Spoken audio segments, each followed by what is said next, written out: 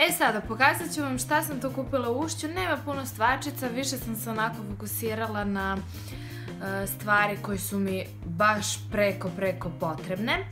Prva stvar, potrošila sam dosta micelarnih voda, dosta mleka za čišćenje lica, pa sam bila u potrazi za nekom novom micelarnom vodom. U DM-u sam kupila ovu Garnier, odnosno u Liliju sam kupila ovu Garnier micelarnu vodu. Ona je dvofazna, u sebi sadrži ulje i micelarnu vodu. Sada, ovdje u ovoj velikoj kesi kupila sam jednu stvarčicu u Stradivariusu, ali ajde prvo ću početi od Waikikija. Baš sam se onako obradovala kad sam videla Waikiki u Beogradu, zato što je poprilično onako velik i ima dosta lepih stvari. Našla sam na sniženju fenomenalne helanke, toliko su debele, pamučne, premekane, nisam ih još uvek nosila, tako da jedva čekam iskreno. Tegicu boje i mislim da će se lepo kombinovati uz neke casual varijante. Nisam baš ljubitelj helanki, ali eto, počet ću kao da ih nosim. Zatim idemo dalje. Kupila sam jednu fenomenalnu jaknicu u Stradivariusu i našla fenomenalan popust sa 4000 na 1300 dinara, verovali ili ne. Jaknica izgleda ovako.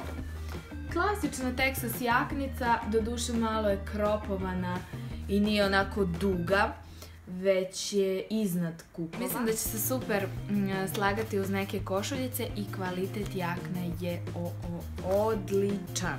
I posljednja stvarčica kupljena je u Pull&Bearu.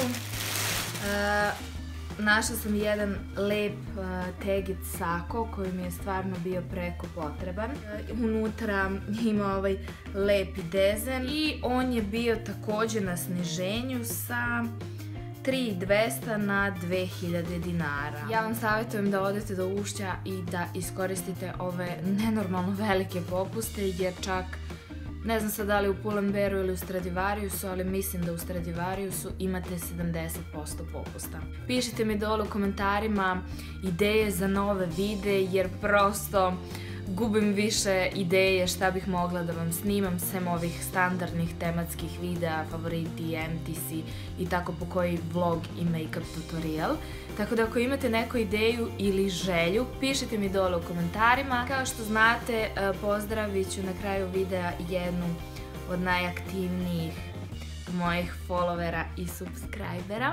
U ovom videu to će biti Andreja Kricka, ostavit ću njen Instagram naziv ovdje negdje, njenu sličicu, tako da možete da je zapratite i da ova malenica verovatno će početi sa snimanjem videa, tako da je podržite i u tom smislu. Ako ste dobre volje, pa klik subscribe na njen kanal i to bi otprilike bilo to za ovaj video. Vidimo se u sljedećem videu, ljubim vas puno. Ćao! Evo ga sasvim. Sasvim. Die, motherfucker. Krećemo ljudi od moje sestre. U Beogradu smo, to ste već vidjeli po naslovu. I sad idemo verovatno do Ušća i do Delta City-a. Tako. Vidjet ćemo šta ćemo sve da radimo, nemamo ništa.